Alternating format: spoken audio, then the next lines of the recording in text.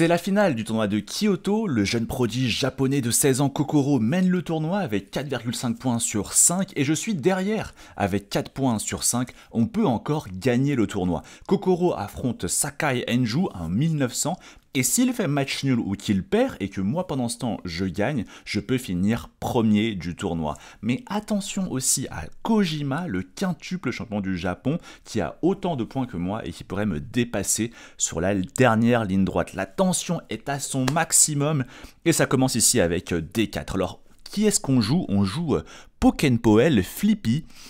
Ça fait pas très japonais ça. Hein. Au début j'avais vraiment peur que ce soit un nom d'Indien, mais ça me rassure, ce n'est pas un nom d'Indien très clairement. Et deuxième peur qui a été activée, est-ce que c'est un jeune prodige? Je vais tout de suite, avant la partie, voir son nom sur la Fédération Internationale et je vois qu'il est né en 1987. Ça, on adore. Allez, c'est un super appareillement, joie intérieure, et on continue ici avec cavalier F6 et 4-6, G3, on a ici la défense catalane, je joue D5, fou G2, fou E7, chacun développe ses pièces mais son roi en sécurité, petit roc, et cette position de la catalane elle est extrêmement connue, hein. Je l'ai jouée à des centaines de fois dans ma vie, et là je me dis ok, en face, nous avons un 1800 Elo, on va pas lui jouer D prend C4, la ligne qui est extrêmement théorique, on va le sortir un petit peu des sentiers battus et jouer tout de suite aux échecs. Ici je joue C6 avec l'idée de rapidement m'étendre à la dame avec A5 et B5. Bon, c'est un plan qui est assez rare encore de nos jours et je pense que ça va le surprendre. Et là, sur C6, je vois que Flippy joue assez rapidement cavalier BD2, je joue A5, il joue assez rapidement dame C2, logique, il veut préparer la poussée E4, c'est pour ça qu'il contrôle beaucoup la case E4, mais là, je balance ma bombe, le coup ici, B5. Et là, je vois que Flippy, il est surpris, et ça, j'adore. Il réfléchit un petit peu, et ici, Flippy, qui joue C prend B5. Oh, joie intérieure, vraiment joie intérieure là, parce que ce coup est extrêmement bizarre, et vous voyez d'ailleurs la barre qui était blanche, et elle devient vachement noire. C'est une erreur stratégique, parce que, en fait, maintenant, quand il va pousser E4, le problème, c'est que si jamais il pousse E4, déjà je peux lui prendre, et le pion D4 va être isolé, parce qu'il a perdu son collègue en C4. Mais surtout, l'autre grosse erreur de C prend B5, c'est que regardez comment la colonne C maintenant est totalement ouverte, et moi je vais venir placer une tour sur la colonne C, et attaquer sa dame en C2 avec gain de temps. Donc on se pose la question finalement pourquoi il a mis sa dame en C2 si après c'était pour ouvrir la colonne C. Et donc là, joue à l'intérieur, je reprends et il joue ici E4. Et là je me dis ok, hyper bizarre, parce qu'au début je me dis attends mais je peux juste prendre et finalement je lui ai créé ici un pion isolé en D4. Mais sur D prend E4, je me rends compte que peut-être il peut faire cavalier prend E4, et si je récupère, il prend de la dame, il attaque quand même ma tour en A8, certes il a un pion isolé, mais j'aime pas du tout le fait que son fou catalan soit aussi actif sur une grande diagonale ouverte. Et donc là je me dis, intéressant. Mais là, je réfléchis et je me dis, attends, mais si je fais fou B7, qu'est-ce qu'il fait ? Parce que si maintenant il échange, moi je reprends du cavalier, et là pour le coup, mes pièces elles sont vachement actives, son pion isolé il est vachement isolé, et mon fou fait face à son super fou catalan, et si il fait rien, je menace de prendre E4 et de gagner un pion, parce que là j'ai quand même 3 attaquants et il a que 2 défenseurs, et s'il joue ici E5, je fais cavalier FD7. Et vous savez, quand le centre est fermé, le jeu bascule sur les ailes. Et moi, je suis beaucoup plus rapide à l'aile dame. Regardez comment mes pions, ils ont déjà vachement avancé, alors que lui, à l'aile roi, il a encore rien fait. Et donc là, je me dis, joie intérieure, et je joue ici fou B7. Il réfléchit, il joue ici E5, Flippy, et je joue cavalier F, D7. Tout se passe comme prévu, je suis super content. Là, je me lève. Je vais voir un petit peu la partie de Kokoro. Je suis limite plus omnibilé par la partie de Kokoro que par la mienne, parce que là, je me dis que tout se passe bien chez moi, et je vois que la partie de Kokoro, c'est hyper tendu. Vision de joie. Et je me dis... ah là là, il y a un monde où Kokoro il fait un faux pas. Alors bien sûr, je ne le souhaite pas la défaite, mais là, quand même, pour l'enjeu du tournoi, j'aimerais bien remporter ce tournoi de Kyoto. Et je me dis, c'est vraiment pas clair. Et après, je me déplace un petit peu vers la troisième, enfin vers la deuxième table, où je vais voir la partie de Kojima, le quintuple champion du Japon. Et là, vision de joie, je me dis, c'est pas clair aussi.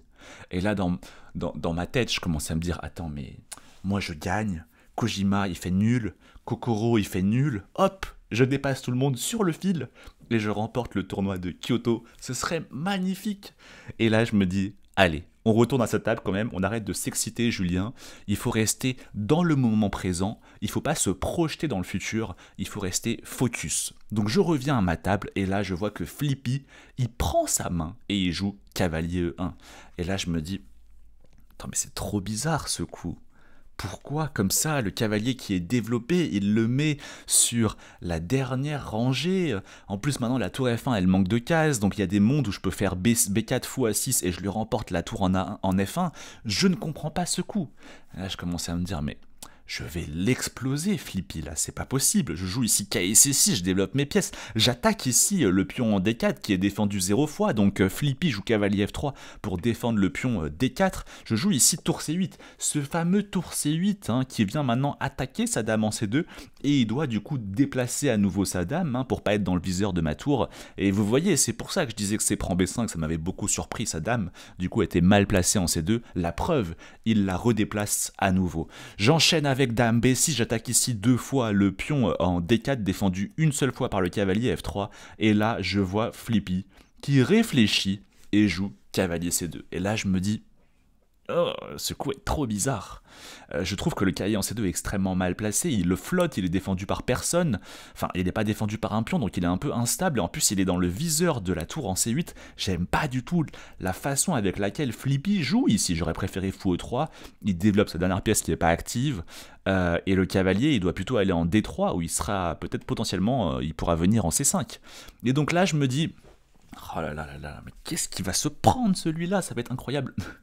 Et du coup, ici, je me dis, ok, là, j'ai un mauvais fou, le fou B7, le fameux mauvais fou du candidat me refusé, bloqué derrière mes propres pions, mon fou gêné par ma propre armée, et donc il faut que je lui trouve une meilleure diagonale, et bien sûr, ici, je joue B4 avec l'idée fou A6, regardez la grande diagonale ici que je vais avoir, et en plus, au loin, dans le viseur, il y a la dame blanche, il y a la tour blanche, tout ça a l'air extrêmement croustillant. Là, pour l'instant, je n'ai vraiment pas réfléchi de la partie. Tous les coups que j'ai joués étaient assez naturels. Flippy, lui, a beaucoup réfléchi. Et là, je vous dis, franchement, autant des fois, dans mes récaps de partie, je dis vision d'horreur, je suis sous le choc, etc.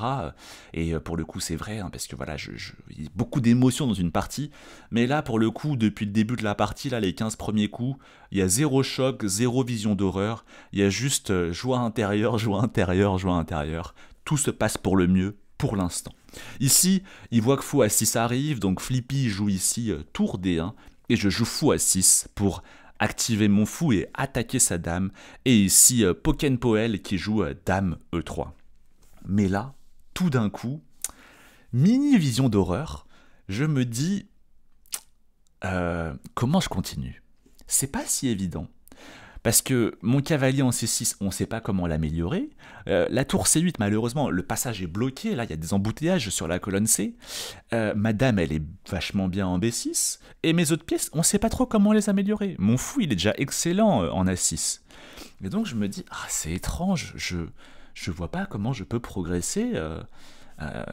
Parce que si je joue à 4, bah, il va peut-être jouer B3, et après je joue à 3, mais finalement la position elle est quand même vachement fermée, et je vous rappelle que, voilà, une position hyper fermée, ça me rappelle ce match contre Noguchi, où finalement j'ai dû faire match nul parce que tout était fermé. Et donc là je commence à un petit peu paniquer, et je me dis, mais mince, enfin, je sais pas comment progresser. Et là, je me dis, ok, Julien, parle à tes pièces. Et je commence à parler à mes pièces, et je me dis, toi, dame B6, t'aimerais être où? La dame B6 me répond, je suis bien en B6. Et là, je demande au cavalier C6, toi, t'aimerais être où? Et le cavalier C6, il me dit, j'aimerais être en C4. Et du coup, je me dis, ah, il faut amener le cavalier C6 en C4. Bon, bien sûr, c'est un peu pour la blague, mais c'est vraiment souvent un conseil qu'on donne aux joueurs débutants, parle à tes pièces, et en fait, souvent, les pièces, elles savent, si on se projette, on va réussir à savoir quelle est leur meilleure case. Bien sûr, je n'ai pas parlé à mes pièces, Mais c'est une métaphore. Ok, donc là, le cas C6 qui me dit il veut venir ici en C4. Et donc je me dis, attends, mais en fait, il faut jouer A4, cavalier A5 et cavalier C4. Et c'est vrai quand même que cas C6, s'il est en C4, il serait magnifique. Il va attaquer la dame, il va attaquer le pion B2, etc. Sauf que je me dis que si quand je vais jouer A4 suivi de cavalier A5, potentiellement il va jouer B3 et contrôler cette case C4. Mais là, je me dis, attends, mais B3, le pion il sera faible, attaquer beaucoup de fois, et en plus ma tour va débarquer en C3 pour aussi attaquer le pion et attaquer la dame blanche. J'ai enfin le plan que je cherchais, et ici, je joue A4. Flippy qui me voit arriver avec mes gros sabots. Et du coup, ici, il joue B3 bien sûr. Mais j'avais anticipé. Et en fait, ici, je joue cavalier A5. Le coup qu'il a totalement manqué. Parce que Flippy s'est dit, bon, bah le pion B3 attaque le pion A4. Donc Julien va devoir gérer ce pion qui est attaqué en A4. Eh bien non, Flippy, je ne gère pas le pion attaqué en A4. Je joue cavalier A5. Je sacrifie le pion A4. Parce qu'en fait, de toute façon, s'il le mange, bah en fait, il y a le cavalier en C2 qui est en l'air. Et donc, cavalier A5. Et là, je vois Flippy, il accuse le coup. Il accuse le coup, il commence à gesticuler et il commence à beaucoup réfléchir. Joie intérieure. Et là, je me dis, ok, magnifique, on se relève à nouveau, on va voir Kokoro. Kokoro, c'est pas clair, on adore. On va voir Kojima, c'est pas clair, on adore. Je viens revoir ma partie, c'est clair, on adore aussi. Et là, je me dis, ok, magnifique. Flippy qui joue ici cavalier CE1 parce que quand même sa tour, son cavalier est attaqué, donc il le déplace en E1. Mais du coup, c'est une forme de renonciation. Il sait que son pion en B3 va tomber. Je prends ici en B3. Et s'il reprend, j'ai tour C3. Hein, et en fait, le pion ici finit par tomber. De toute façon, il ne pouvait pas s'y accrocher au pion, parce qu'il y avait aussi le cavalier C2 qui était attaqué et qui devait gérer. Donc il a géré le plus urgent, hein, le cavalier qui vaut quand même 3 points. Et ici, je croque en B3. Je m'attends à ce qu'il prenne ici en B3 et je jouerai tour C3 pour remporter le pion B3. Mais Flippy, de toute façon, comprend que le pion il est perdu et joue ici fou en D2. Bon, bah du coup, je mange ici en A2, tour prend A2, cavalier C4, j'attaque la dame, il se déplace, je mange le fou, et ici je joue cavalier B8 pour redéployer mon cavalier en C6, puis venir en A5 et venir en C4. Haha. Ici je me dis, mon petit Flippy, tu crois que le cavalier C4 il a disparu? Eh bien, il y en a un autre qui arrive, mon ami, je suis désolé. L'autre va débarquer dans quelques coups. Et ici, il joue fou F1, je joue ici fou C4, j'attaque la dame, il joue dame B2, je joue cavalier C6, il joue cavalier C2, je joue cavalier A5. Et là, vraiment, je suis super content. Je me dis, ok, il a 0 compensation, j'ai des pièces plus actives, j'ai un pion de plus, et en plus, c'est un pion passé qui est pas loin de la ligne d'arrivée. Ok. Là, je me lève à nouveau et je vois encore une fois que chez Kokoro et Kojima, c'est pas clair. Je reviens m'asseoir et là, je vois Flippy qui joue ici cavalier E3. Et là, je me dis, attends, mais là, j'ai vision de joie. Je me dis, attends, mais si je mange ici en F1, il doit absolument remanger de son roi ou de la tour, ça change rien. Et après, je me dis, mais j'ai cavalier C4 et j'ai une fourchette entre sa tour et sa dame. Et s'il prend mon cavalier pour pas se prendre la fourchette, moi je me dis, j'ai des prends C4. Et avec 2 pions passés liés, je vois pas dans quel monde je gagne pas cette partie. Donc là, je suis super content. Je joue ici fou prend F1, il fait roi prend F1, je fais cavalier C4, il fait cavalier prend C4, je fais D prend C4. Et ici, Flippy qui prend sa main et joue tour C2. Et là, je me rends compte que, mince, c'est peut-être pas si simple. Parce qu'au début, j'ai envie d'avancer mes pions. Je me dis B3, mais il fait tour C, C1, et j'ai du mal à pousser mes pions. Ils peuvent plus trop progresser, mes pions, en réalité. Et si je pousse C3, le problème, c'est qu'il joue dame B3, et il fait un blocus de mes pions, et je commence à me dire, mince, comment je progresse? Et là, je réfléchis, et je me dis, attends, mais je peux pas jouer... En fait, ma dame en B6, elle serait quand même vachement bien si elle était en D5. Elle est hyper centralisée, dominatrice de l'échiquier. Donc je me dis peut-être je peux jouer dame C6, j'attaque son cavalier. Il va défendre son cavalier, et puis je place ma dame en D5. Et après, je vais venir placer comme ça mes 2 tours derrière mes pions. Et je me dis, ok, il n'y a aucun monde où ça finit pas en promotion dame. Et donc là, je me dis, ah ok, ça va. En fait, j'ai dame C6. Je joue ici dame C6, mais là...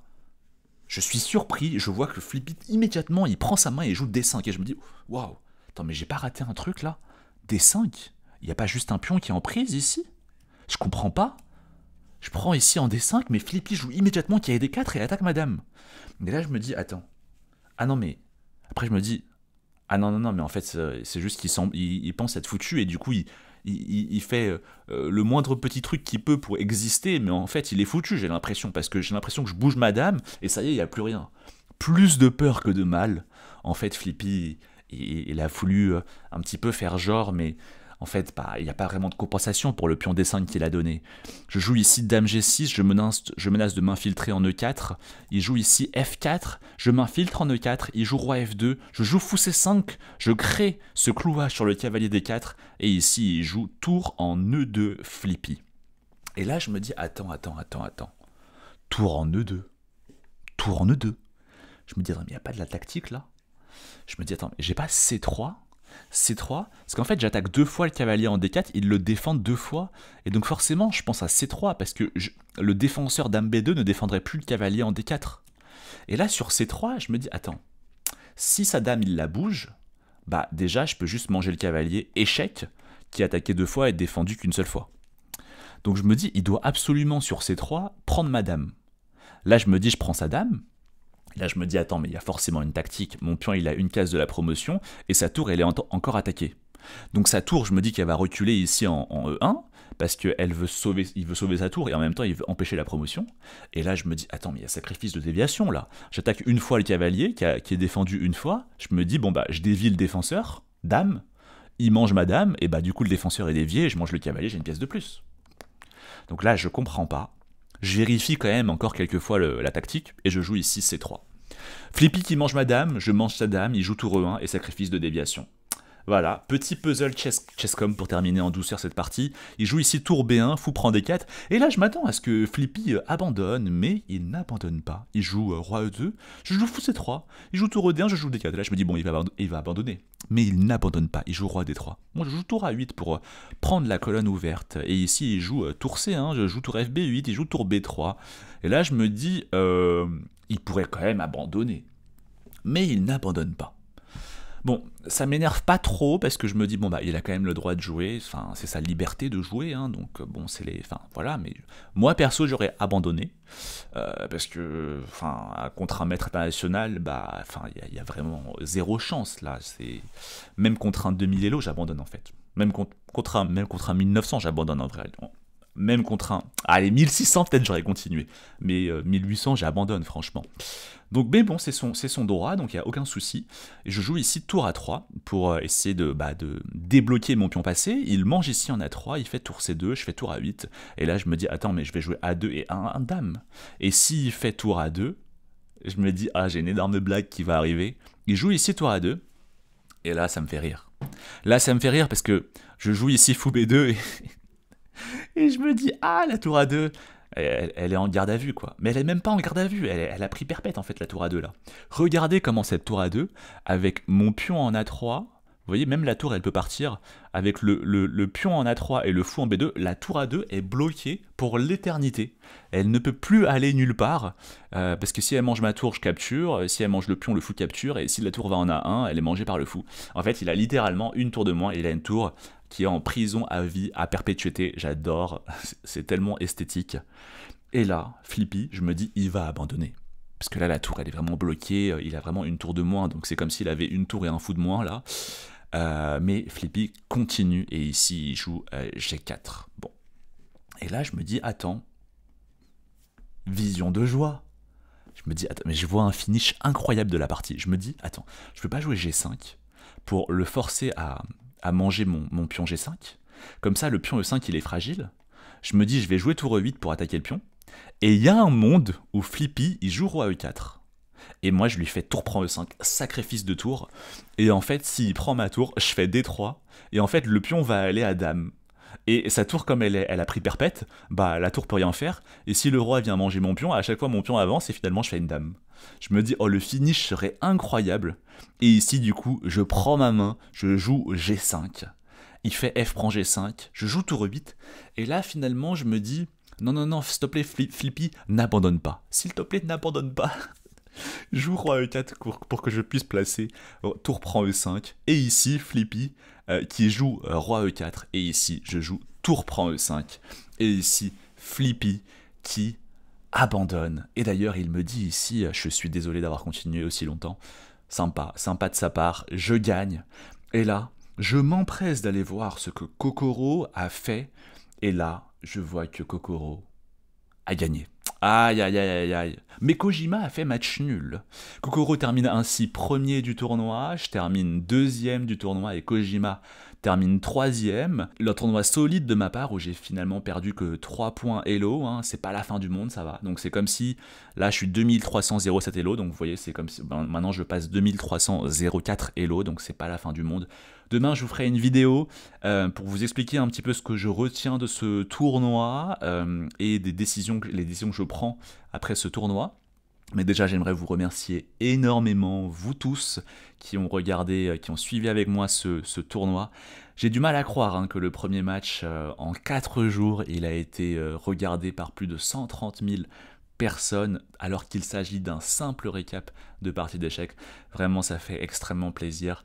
1000 merci. Et puis, pour ceux qui veulent, n'hésitez pas à rejoindre la communauté et obtenir des conseils pour progresser aux échecs sur lien.juliensong.com. Le lien est en description ou en bio. Merci à tous et on se retrouve demain pour ma décision après le tournoi de Kyoto. Ciao ciao.